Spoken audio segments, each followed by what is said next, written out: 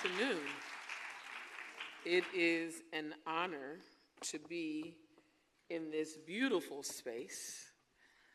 I grew up in southern New Jersey, and as a child we came to the Catskills, but I did not know about Chautauqua. Now I know, and knowing is half the battle. I'll be returning with my entire family soon.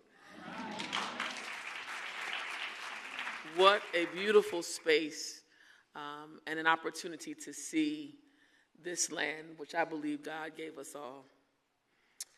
So she has shared with you that I am an ordained preacher, and as a Black Baptist, I have 2 clocks in front of me. You caught the joke. To ensure that I stay on time.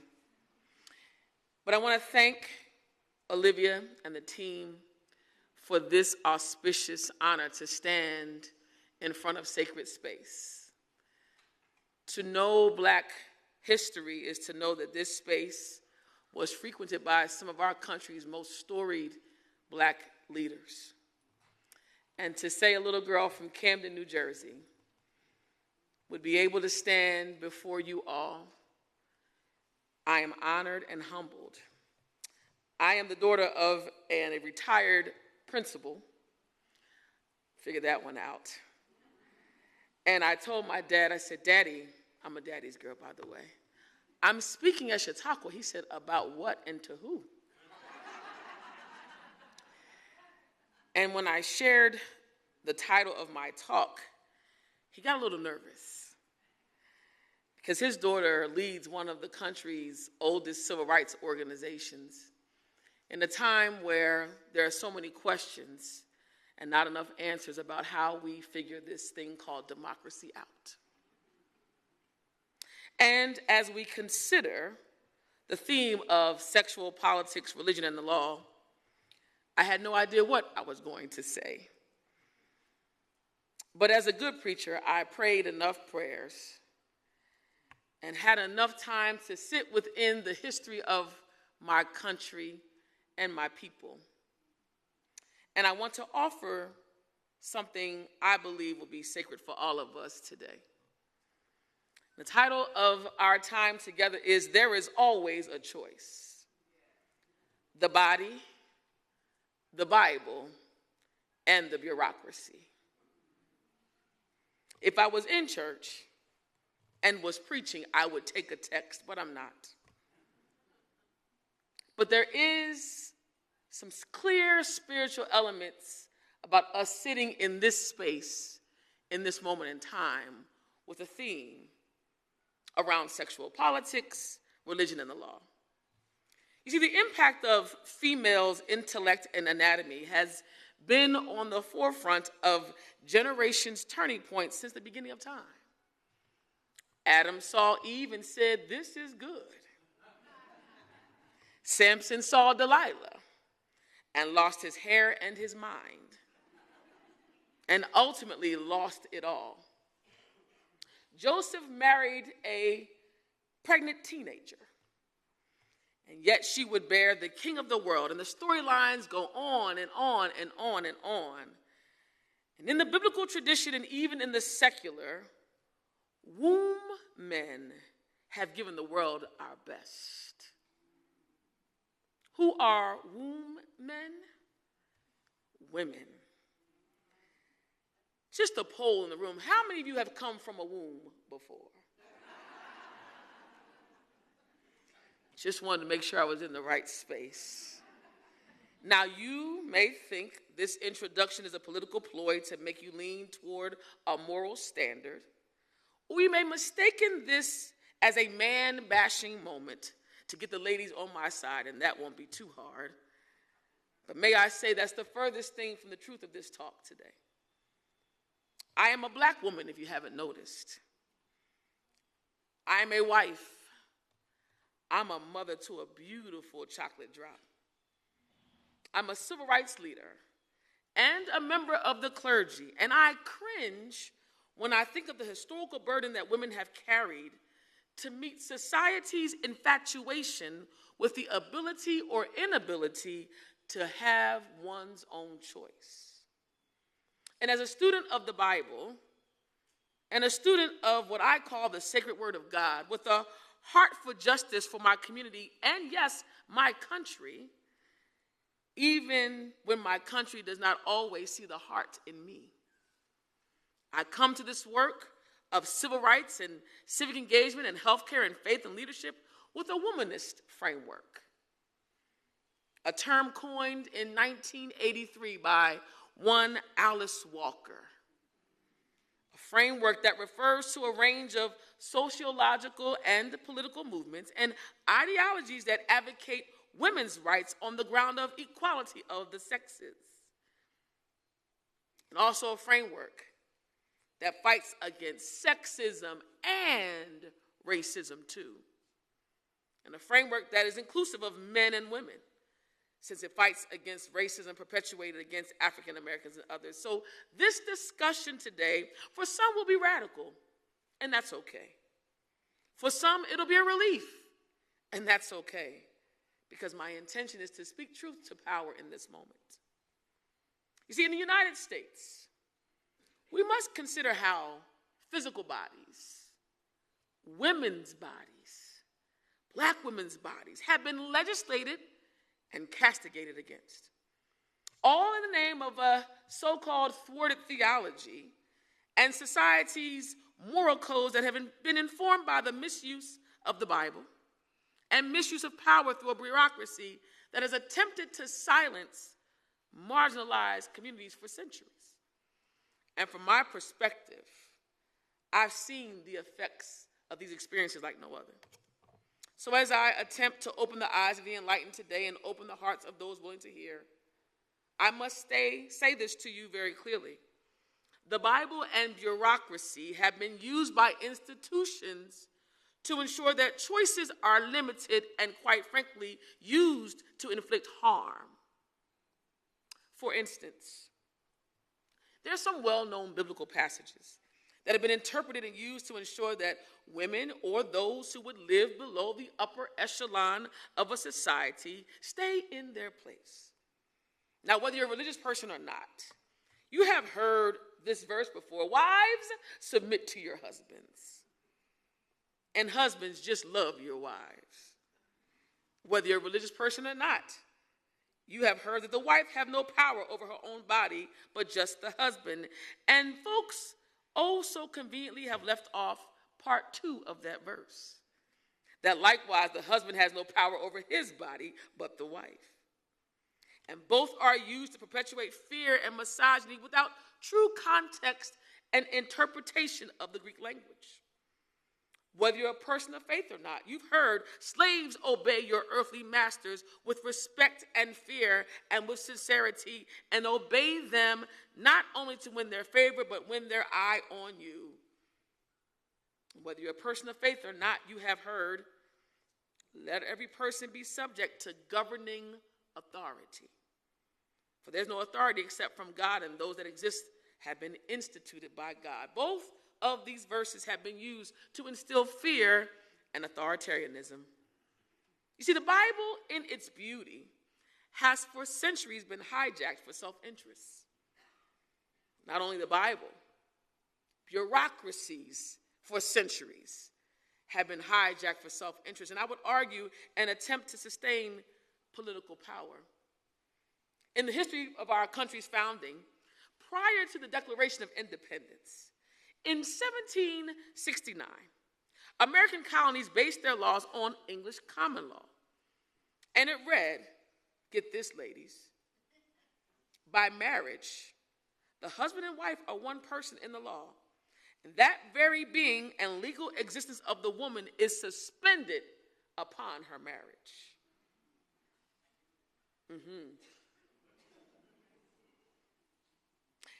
One year after the Declaration was signed in 1777, every state in the Union would pass a law that took away a woman's right to vote.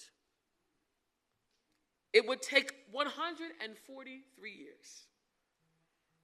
Records of cases and arrests made of women who were seeking justice, women who were fighting in this country for the right to vote, for the right to own property, for the right to receive a wage, for the right to seek justice and serve in our country's highest offices. And if I can tell you, I am glad that 1920 finally came to fruition. The suffrage movement received a well-earned victory.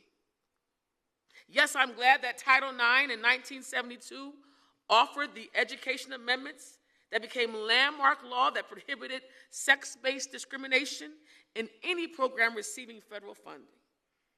And I'm glad I was there in 2009 when we saw the Ledbetter Act signed to ensure there was equal pay. And I'm glad I was able to bring my little son to vote for Hillary Clinton, who became the first woman to win a major party nomination. With all the beauty of the history before us, I'm still vexed by those victories.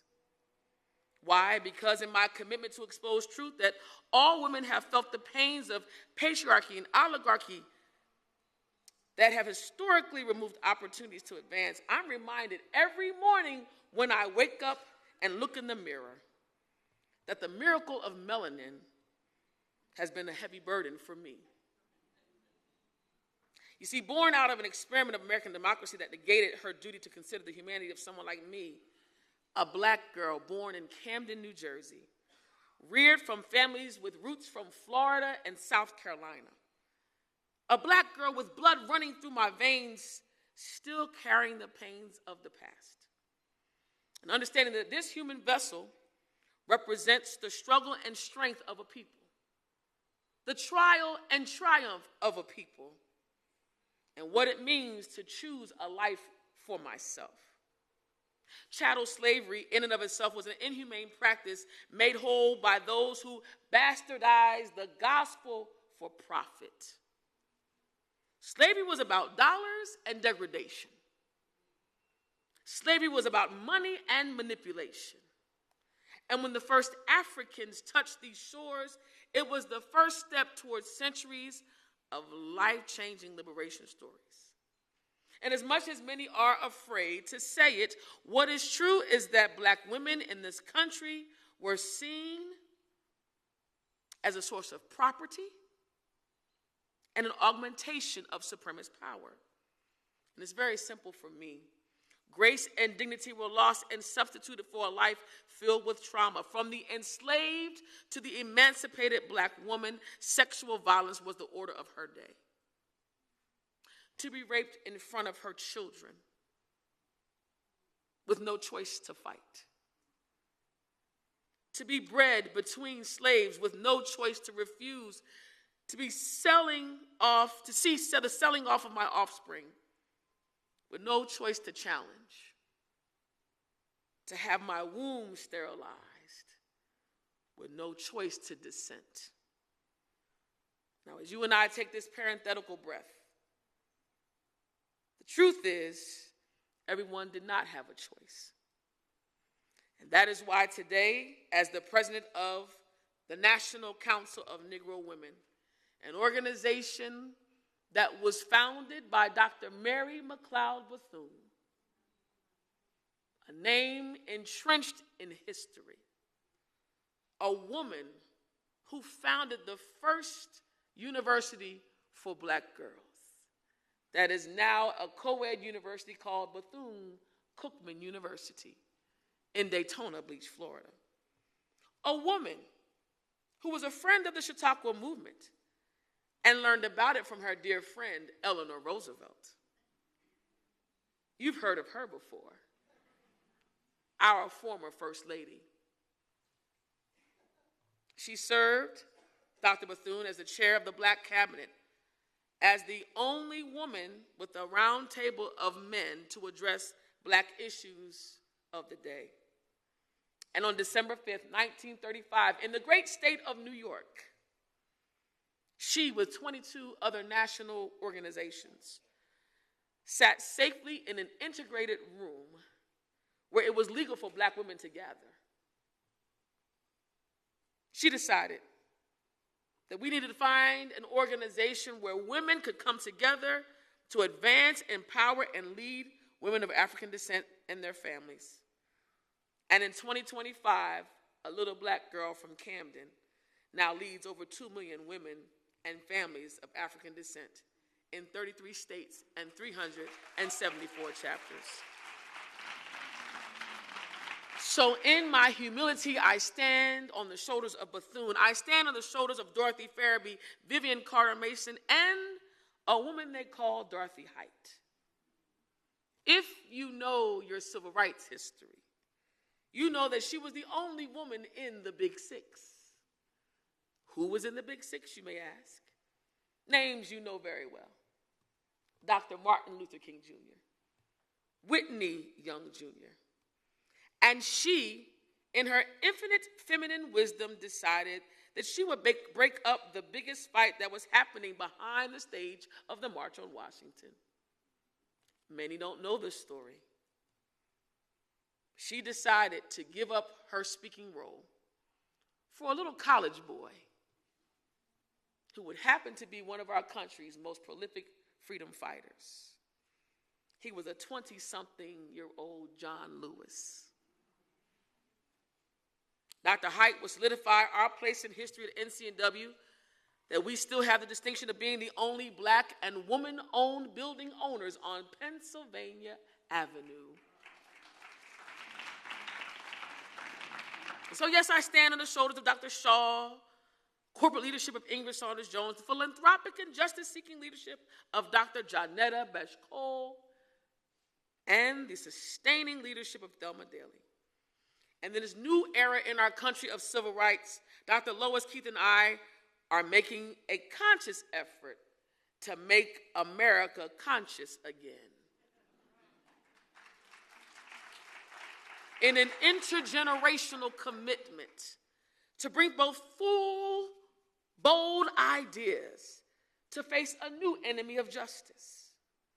And I'm standing here asking that we, inhabitants of this indigenous space, here where God's hand met the beauty of the earth, Chautauqua land.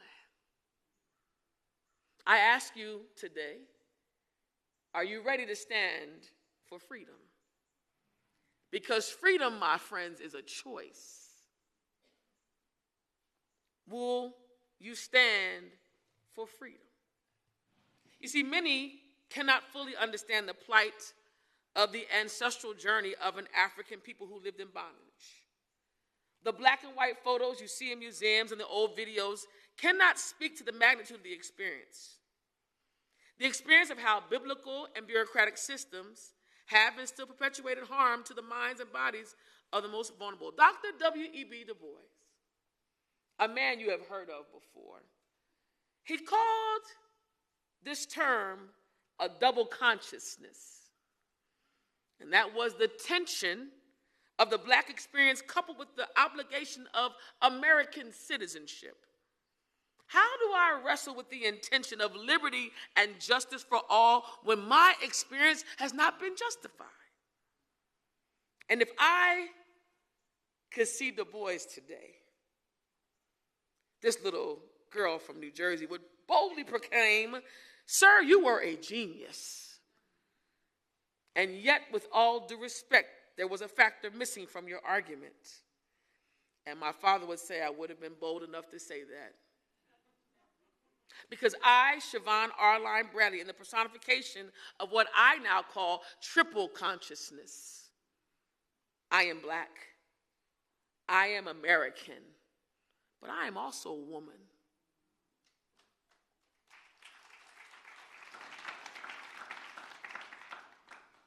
And the woman at times makes it difficult for me. Where my ability as an ordained preacher to stand in some spaces is still questioned. Where there are churches in this country where I cannot stand in the pulpit, but I must stand on the floor in front of a choir stand if I want to say something. Where I've stood as a civil rights leader in horror as we've watched a black woman's corpse be kept alive in the state of Georgia because of a perceived interpretation of the law. Where I stand watching our country bring forth the first black woman to become a Supreme Court justice, Ketanji Brown Jackson. I love her too. But I watched her be castigated publicly as they delved into the matters of her daughters and her family, and not her legal acumen. Where a black woman as commander-in-chief was somehow unfathomable, not just because of policy differences, but just because. And yet here we stand. I ask you all, where has our humanity gone? Have we not learned from the pains of this world's global wrongdoings etched in the earth? Experiences like attempted extinction of indigenous people, the attempted genocide of a Jewish people, castigation in camps for Japanese American people, and countless other groups who have felt the sting of social order and fear, coupled with barbaric actions of violence inflicted upon those we should love the most, women and children. And yet the false interpretation of the Bible and gross misuse of bureaucracy in many of their minds gave them the right to choose their faith. Well, I ask, where is the community of humanity? Where are the faith institutions, the churches, the synagogues, the mosques? What will you do to protect the most vulnerable? And as I close, I think about the Constitution laying out the blueprint of life, liberty, and the pursuit of happiness, and I realize that beautiful document was well-intentioned, but yet stood so far away from the true dream of the American promise. So when I ask you to stand, Chautauqua, I'm asking you to stand against all forces that will take away our freedoms. The freedom to learn the full history of all the people in this country, of all of our experiences, our pains, our promises, that we will never back down from the truth in this America. We will never water down the preservation of our history. Mary McLeod Bethune's final home is in D.C., the Smithsonian Institute on African American History and Culture. I'm asking you, are you ready to shout aloud with me? Yes, these hateful deeds happened, and still we rise. The freedom to choose your own journeys toward health care, and to honor the freedom to agree to disagree but not impose personal rhetoric or selective moral grounds onto individuals in the guise of government overreach. The government should not use God to make their proclaimed moral case, but they should trust God to give them wisdom to honor one's personal decisions and prepare a more unified and perfect union where diversity is celebrated and not negated.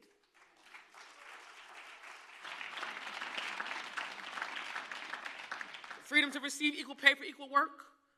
Equal pay for women continues to be on the forefront of the minds of those of us in justice. But unfortunately, the infatuation with abortion has been an agnostic distraction to closing the wealth gap. Women in this country working full-time in the United States are still paid 83 cents to every one male dollar. I said 83 cents. You're 17 cents short. Black women are paid only 66 cents to every one earned male dollar. So friends of Chautauqua, will you stand with me? Will you stand for freedom? Will you stand for your choices? Because freedom is not free.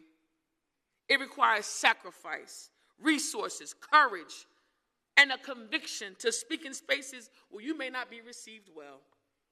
Freedom is not free. It requires a society where legislators and the electorate opt into action and not sit and watch idly by while gerrymandering and autocratic activations seek to destroy the intention of a democracy. Am I concerned? Yes. But am I hopeful? Oh, yes.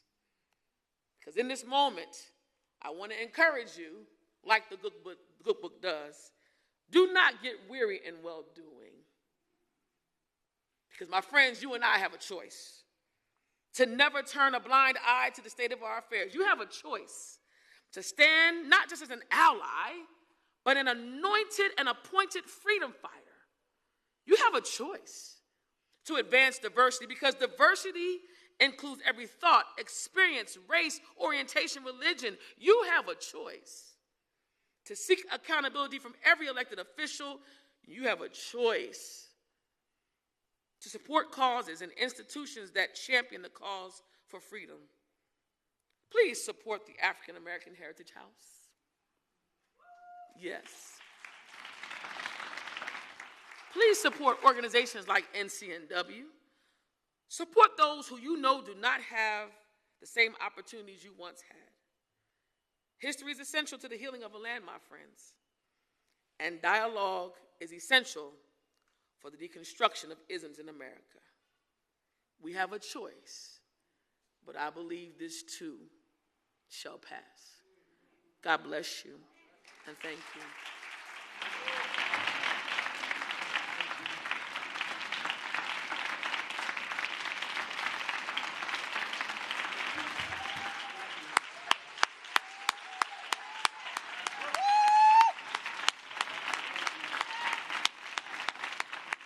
I would ask, the question is where in the light of what is happening in our country right now, and it being so polarized between men and women, white and black, immigrant,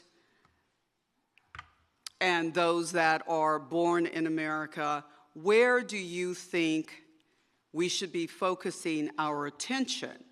Because all of those things are oppressive to women and children more so than anyone else in our country.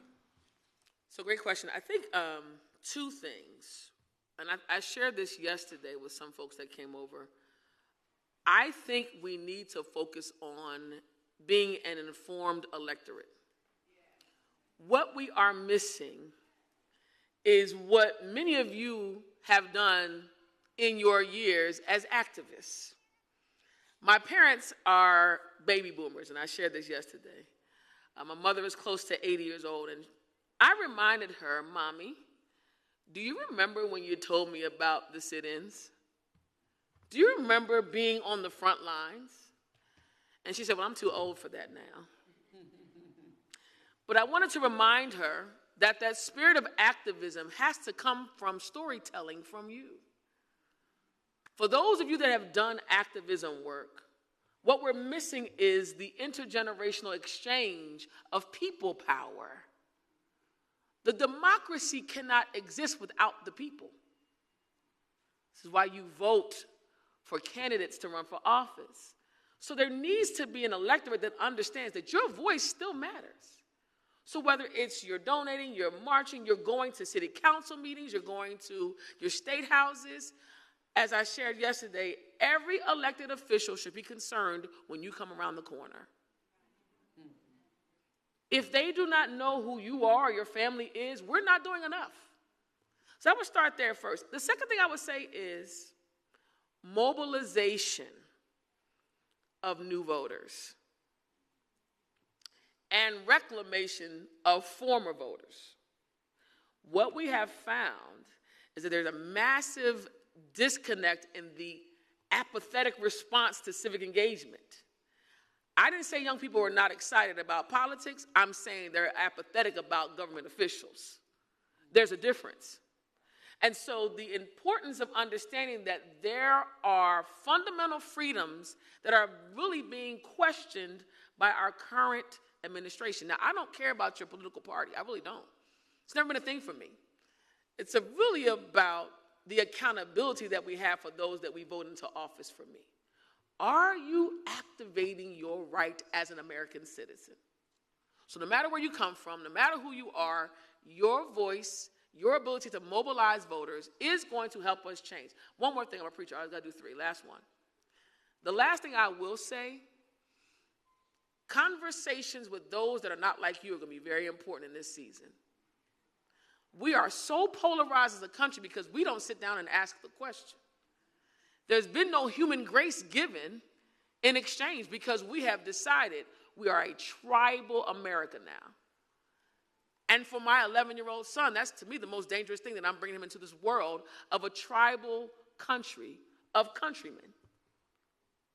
What am I saying? I'm saying that our differences have not been activated as our strength. Our differences have been polarized to keep us separate for agendas that have nothing to do with us. And what are we doing? We're allowing them to win because we pick a side. Pick the side of the people. Pick the side of those that you know are most vulnerable. Pick the side of the future.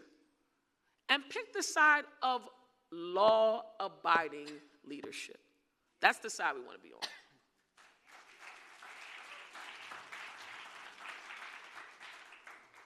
In the culture today, it seems like if you speak out about common sense, the conservative machine just takes over. What is it going to take for good trouble to speak louder? You know what's interesting about it? And again, this is also about money and resources. The conservative machine that's being named in the question is really centered around the amount of resources behind it. I tell people all the time, if someone talks loud enough, long enough, you start believing the loudest wheel in the room. And because of the tribalism, you select a network or a face and believe everything that network and face says, instead of fact-checking for yourselves. Everybody on one side is not always right. And that's on every side of the aisle. I want to go ahead and say it so everybody knows what we're talking about here. Amen. Doesn't matter what side you're on. There are folks that are using their platforms for agendas. The real question is, how do the policies and activations affect the communities you live in? Because guess what? All politics are local. So it's not just about being loud enough, it's about being organized enough. Because mind you, if you think about this last election, and even in 24 and 22, the margin of error for election turnout was so minimal. I think things could have been drastically different. But what I will say to you is the response in 2024 let me know that we have an electorate that is a bit distanced from what they saw on the screen. They felt that neither candidate was good for them anyway. That's their personal opinion. They get to have it. But it's not just about being loud. It's about mobilizing and understanding what are the numbers. I'm a church girl. We count votes. I'm a board girl, right? Around a board table, you have to count your votes. And the votes that they thought would be counted, well, they didn't do the investments to make sure those votes would come out. Counting votes and getting people to vote were drastically different. For another question, and they say thank you. What do you tell your children, 10 to 30 years old? How do we encourage them to be hopeful when it comes to democracy, what's happening in our country? That's a good one for me. I have one of those little people. I have an 11-year-old, a rising sixth grader. And Micah is the joy of my heart. But he's also a bit busy. If anybody's had a little 11-year-old boy before, you know it's a bit overwhelming. There's no manual that has helped me with this one. Yeah. But he's asked questions that I was not prepared for at his age. I'm going to give you an example. My son has a darker hue, and someone asked him, why was he so dark? I wasn't ready to have that conversation this early. But it put me in the position that you're asking me about, which is, how do I give him hope when the intention was to harm him with that statement? Now, I'm also a Jersey girl. Had a little spice at first, but I had to call on the Lord to calm me down because he's still my cub. He's still mommy's baby. But what I said to him was, one, son, the reason why they're asking you these questions about yourself is because they don't understand the beauty of you. What I've done is started to recalibrate his mind around his power and his presentation.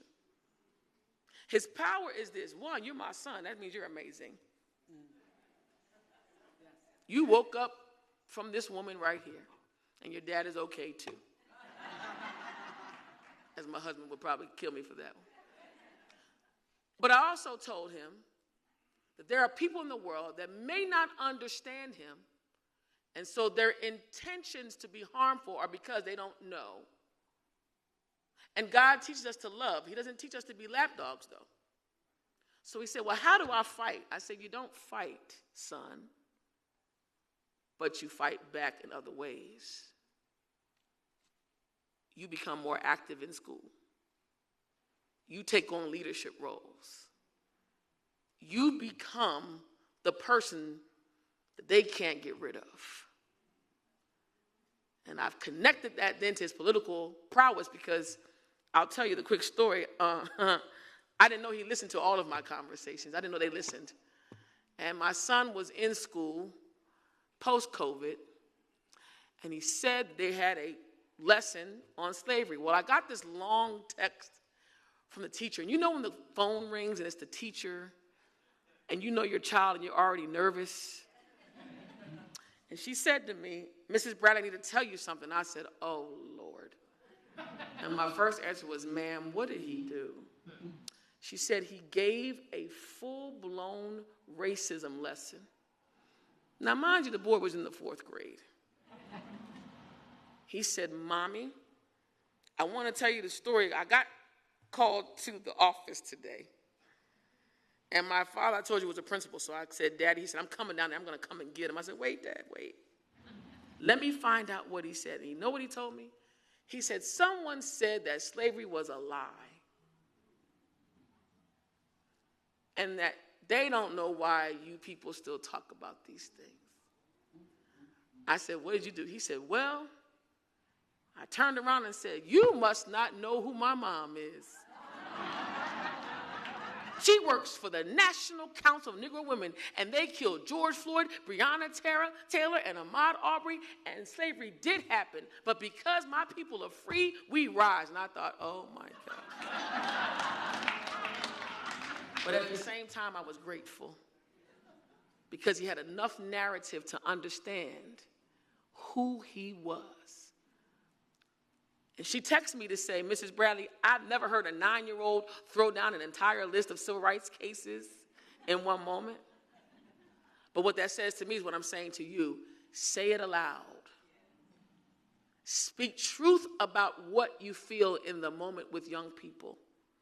And let them know if they don't make a decision inside of the democracy will decide for them. And it's not enough to say that our ancestors voted and died for it. I'm learning that doesn't work anymore. I'm a Gen Xer. I'm the last generation that understands those stories. And I would say millennials too. But Gen Zs and Gen Alphas, those 10 to 30-year-olds, they grew up in a Barack Obama America. They have no context why there will be a hard time to do anything because we do everything for them anyway. But teaching them the adversity, teaching them how we got over, telling the stories publicly, gives them a sense and gives them a script to be able to respond. Last thing, for the families that have young people in your spaces, push them out of the house and into community service. Get them in front of people, get them in situations where they have to serve because they'll be more grateful for what they have. And it has worked for us, and a little Sunday school has been really helpful too. Could you say more about the dance of opposites in a polarized world and how to make that real? The advancement of opposites? Yeah. Well, every household probably has opposites in it. I mean, I feel like, you know what's interesting? Opposites are so natural. I mean, we gravitate to people who are like us, but yet are different. You know what? I think sometimes we make this harder than what it really needs to be. So I'm looking at this audience right now, and I'm saying, there's probably a lot of opposites in here. And the ability for me to have a conversation with some of you who I recognized from yesterday was the first step to that. It's about creating spaces for dialogue. I said it before. History is healing because dialogue gives you a chance to hear about the experiences of others. And guess what? I had a great dinner last night with some folks here, and we talked about 11-year-old kids. Doesn't matter if they're black, white, green, or red. They're all nuts. And that brings you together, right? And so I think that this idea around opposites is so polarizing because we've made it that way. And if we would just teach young people to talk, basic thing, go to the table without a phone. It's our house rule, no phone zone. Who are you? Talk to your friends. What happened in their home today? What's going on at school? What did your friends say? What did you talk about? And that skill set helps adults become better adults. I mean, I grew up in a time where we had to eat at the table together. Oh, man. It was so hard then. But I understand now what my parents were trying to do. Because now I can eat with anybody, anywhere, at any time. My son would have about a 10-second sentence and be looking for the device. And what we've been working on instilling in all of us is that our country and the people that live in this country, we unite around some specific things. Think about the Olympics. Like, it's my best time of the year. I love watching Americans during the Olympic time. You know, nobody cares about what color you are. They just want gold. It's our favorite color is gold. Winning. And I see people hugging and kissing. They've never even seen each other before. And then it's over after 2 weeks. So there are some things that unify us, and I do believe we've got to invest more in unifying. And let me just offer that opening spaces like this is a part of that process. Yes. What do you need in order to keep your building? You have no idea. It's a great question. So I'll share with you about the building. We are on 633 Pennsylvania Avenue. Out my window, I see the U.S. Capitol, and the White House is on the other side. So we've had to increase security, of course. We have had to now prepare to announce a capital campaign, which will come out this year, because the basics. Our windows cost almost $500,000. Our building was built in the 1800s. It's a beautiful building, and the history of it is amazing. Our building is actually built on land where the enslaved were sold. But we became a National Historic Site, but unfortunately now, that is a liability. So we need private donors, we need foundations and supporters to support us, because the only way we can operate and keep that space in the organization is to have resources coming in. We've had government funds go from $5 million to zero in 3 months.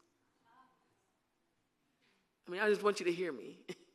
This is the reality of what many organizations are facing. So in order to keep, and I vowed for this. I told somebody the other day, when many of our ancestors would say we would die for this, I finally got it. Alexis Herman, who was my mentor before she passed on April 25th of this year, she told me, make sure we keep the building. Because particularly in the Black tradition, ownership was something, and is something, that we value because it was a rarity. And quite frankly, it's an American promise and dream of ownership. And for me, I would not be able to make it if we lost the building. But the costs are astronomical. So if you ever see us on ncnw.org, please support us.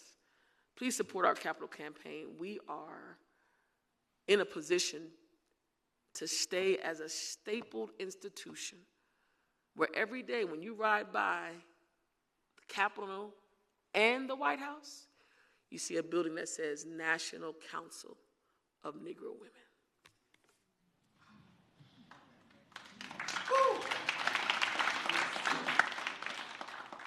Are you willing to tell more about the fight that Dorothy broke up? You know who actually shared it with me was Andy Young, who spoke here. Andy went on oh my gosh, I couldn't believe he did it. So if you know anything about Ambassador Young, he is spicy. And he had an open mic We were honoring Dr. Keith, who became our new chair of the board. She's based in Atlanta, and of course the ambassador is in Atlanta still. He was former ambassador, former mayor, former congressman. He grabs the mic and says, "You all need to know about Dorothy Height." He said all the men were being jerks. We're like, oh no. But he told the story about when they got backstage, there was an altercation about the order of the program. Standard ego. Like 250,000 people were standing outside for freedom. But there was a fight about who was on the program. And Andy said, Dorothy said, "Stop it. Let the boy speak." And the boy she was talking about was John Lewis, because they didn't want him to speak. And you had Byron Rustin, you had A. Philip Randolph, you had John Lewis, who was there with the organizing, because they were all there. They organized the numbers. But Dr. King, at the time, there was a few riffs. One, about how the march was going to be paid for. Two, around what organizations would be the lead. And you ultimately saw that did not completely get resolved. But what they did know was that the only closer that was viable was Dr. King. Well, she was hopeful that someone else would be on the program. But if you look at it, on camera, there was only one woman that did get a chance to speak. But Dr. Height was not able to do it. And so when she gave up her slot, Andy said, it took a 6-foot woman to get 6 men in check. And that's exactly what she did. And that program, the world would never know. It went on without a hitch. And Dr. King then closed with the "I Have a Dream" speech, which really wasn't his speech. When Mahalia screamed, "Tell him about your dream," he articulated and ad-libbed probably the country's most visible oratorical experience ever known to man. So it just shows you the beauty of those moments. Yes.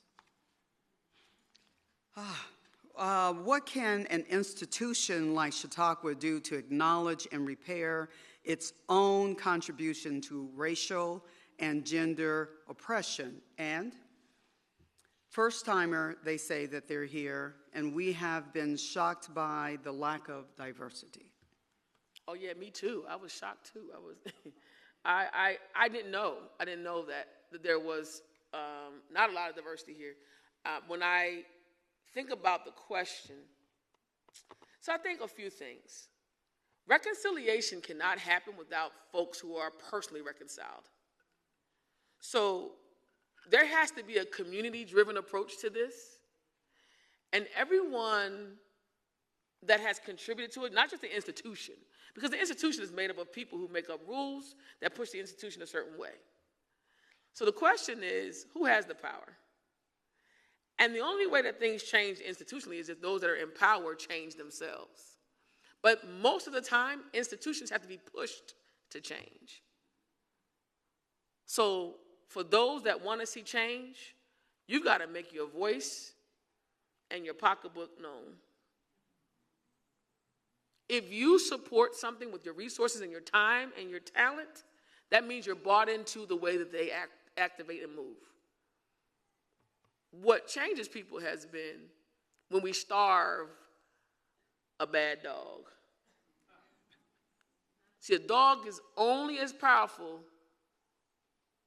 as the situation allows it to be. I heard an old preacher say this: the problem is you feed the wrong dog. Thank you. And when you feed the wrong dog that has the most meat will be the loudest, will bark the loudest, will bite even. Because that dog knows it will get more resources. But when you starve a dog, his tail will go between his legs. And that dog will be wanting something from you. So the context here is the people do have the power. The last thing I'll say on that is reconciliation and recompense is hard human work. It's hard to say I've been wrong. That's hard in your own house. Ask my husband, I know. It's hard for both of us to say we're wrong. But when you're talking about racial issues, and think about what the rhetoric is.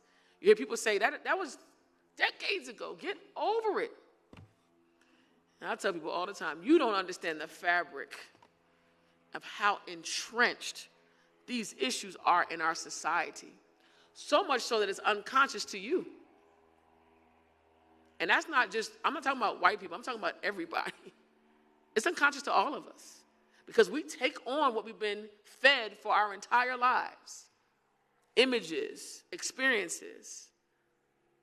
And so I think for Chautauqua, one, you got to do more of this. You got a new person that's going to try to figure out. Laura and I were like, we did our walk there. I'm like, oh, I want to come back and see God's water again. But it takes more exposure. It's opening up the door for those that you know in your neighborhoods. Everyone's not from here, those that come here. Open up this space. Share with those that are your colleagues. And can I tell you the real thing? Stop being afraid of what you don't know. Yes. I've gotten the looks. I think probably because I have security too. But it's always that, and the black folks here are laughing because they know exactly what I'm talking about. People go, and I don't know if people understand what that feels like on our end, to be gawked at. It's actually painful. Because your heart and intention is to want to just hug and hang out and go to the water and talk and find out about each other. But yet and still I've learned that I don't even blame people anymore. I blame systems. I blame households that we're reared in because they teach us difference. You put two little children together, they have no idea that they're black, white, red, or it doesn't. They are kissing each other by the end of the play date. But as soon as they're brought home and told never to do that again, you can't talk to them there or do that there. And that's on every side, every family. And that's perpetuated. And Chautauqua is not exempt from this. Because Chautauqua, quite frankly, just breeds what our country has taught us all. And that is fear. So I would say, put your money where your mouth is. Put your voice in the space where it needs to be. And get ready because the Bradleys are coming back.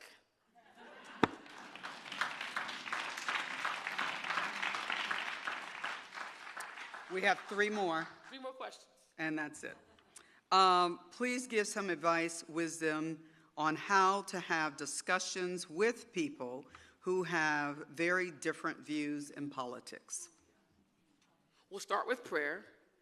And you know what? Honestly, I tell people my favorite thing is to talk to people that hate me. I'm going to tell you why. It sounds crazy. 1, I know where they stand. And 2, I'm not really interested in changing their minds. I'm interested in giving them an experience. Clearly, I've had this experience, particularly on the Hill. When I'm on Capitol Hill, my favorite thing is to walk in there looking for Reverend Bradley, and it's me. I'm like, well, is Reverend Bradley here? I'm like, it's me. And they are blown away by this bald-headed black girl with these great makeup and a lot of earrings, right? And so it's giving. So I tell people, create space for what is synonymous to your human experience. Everybody in this country does a few things across the board. Mostly all of us pay taxes. If you have had family, you have children or family experiences. I always dig into, I had one guy, I won't say his name because you would know him. Let's not do that. He was from a southern state. And he was not pleased that I was pushing back on the bill. And I saw a pen that he had, and I knew someone that went to that university. And he was like, do you know him? I said, I sure do. And then that started to break up some of the defenses because we had a life experience. Now, we didn't agree on the policies, but you know what we were able to do? Agree on some of the tactics. I'm going to be honest with you. Congress's moves right now are being mirrored in kitchen tables across the country. So people just get into their corner and don't interact. Well, when you talk to folks behind the scenes and congressional leaders, they actually do talk. They're just afraid to say it publicly because it's political suicide for their campaigns. So there's a lot more friendly faces on both sides than we know, but they are afraid of being ousted as someone who can be civil. That's how low we've gotten. And so what I tell people all the time is, I dig into where they value. What do they value? If you value family, I talk about my family. A little bit of folks that do lobby work understand that Democrats, Republicans, and independents have very different love languages. So when I talk to independent leaders, I talk about finances and family. When I talk to Democrats, I only talk about family. I talk about how it harms or hurts a people. And when I talk to my Republican colleagues, I talk to them about what it costs financially and how we save money. You got it. Somebody picked it up. It works every time because it's about value. And here's the deal. The through line to all of that is a lot of them see all of the same things. They've just been taught to tribalize it and make it a my way or no way. They all need emotional intelligence training, by the way. That's what I realized. And so I think that's how you do it. You engage and don't close the door when it gets hard, guys. Hear me. When it gets hard, stay in it. When it gets crazy, stay in it. Now, don't be disrespected, but stay in the hard part. And then learn to walk away, to agree to disagree, and then go get something to eat, and you'll be fine. It works every time on the Hill. Okay. How do the legacy of Dr. Mary Methune, Dr. Dorothy Heights, the Honorable, I'm not sure what that is, but I think Herman, yes, and your own mother and grandmother keep you motivated on down days? My grandmother was born in 1914. Her name was Lover Arline. She was born in Plant City, Florida. And I shared a story yesterday. She was and is still my person. She died short of 100. When I had my son, he was 6 months old, and she said, "That's the fattest baby I've ever seen in my life, but he's so pretty."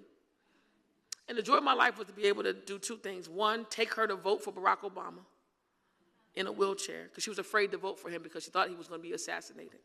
True story. Here's the second thing. She died knowing that I was advancing civil rights, and I was doing things that she never thought she could do. That woman was on her hands and knees scrubbing white families' homes in Cherry Hill, New Jersey, so that her 7 children, she birthed 10, 7 lived. She got on a freight train from Florida to get to New Jersey because the Klan was after my grandfather. And so I think about her resilience every day. And I think about that I have no excuse, because my ancestors, the Dorothy Heights, the Mary McLeod Bethunes of the world, they saw and faced opposition every day. They didn't have armed security. Dr. Bethune and I shared with yesterday, and I'll share with you all in the public space, that over her grave on Bethune-Cookman's campus is a oak tree, and it has a barbed wire with figs around it, an old bullhorn. She started at school in 1910, and at the time, the Klan would walk through the school to scare the girls. So she would climb in the tree and say, "Keep walking, keep walking, keep walking." And the girls tell the story in front of her grave, and they said that she would read Bible verses to get them through. So I'm standing on that kind of lineage, and I'm telling you, every day I'm like, keep walking, keep facing it, keep fighting it. Because I am the personification of what she died for. I'm the personification of what my grandmother lived for. And my mother, quite frankly, is enjoying the ride. She tells me all the time, "I lived to see you have a child that acted as crazy as you." But she normally travels the country with me, and I oftentimes get little notes from her to say, you are literally giving me the joy of my life, to see you fight for your faith and fight for your people. The last question, Yes, and it's kind of long. Educators who want to hold strong to the truth of our collective history and future are under threat. Yep. What would you say to those teachers, professors, to support public education and democracy despite the reality that public education has not served Black, Latino, and Indigenous children over the decades? So it's a great question. If I have educators in the room or those that are working with educators, here's what you have to do. Because I'm the daughter of the principal, and my brother's a first grade teacher, by the way. One of the things that we've been telling teachers is keep their curriculum. Just add your spice. Keep your curriculum, but add your spice. That's number one. Number two, get a coalition of parents to help you activate take-home assignments. We've been seeing teachers now send home work, coloring the content enough for people to see, wow, there's more to the story. And what some teachers have shared, now, I can keep them anonymous, but they'll say, we make them do homework with new content, but teach the content that they have inside the classroom. Last thing, freedom schools have been popping up again. And we've been, as an organization, thinking about doing more civic engagement from preschool on, and civic education for adults, because some of us have forgotten how a bill becomes a bill. See, Schoolhouse Rock raised me on Saturday morning, right? And so for those of us that remember how a bill became a bill, but we've lost the art of civics, which is why our three branches of government are in disarray, because no one's holding the branches accountable. And so I would say to teachers, do not get fired, get creative. Do not get fired, just get creative. Thank you. We pray you safe travels, long life, and to continue the good work and the inspiration of all of us. I thank you with all my being.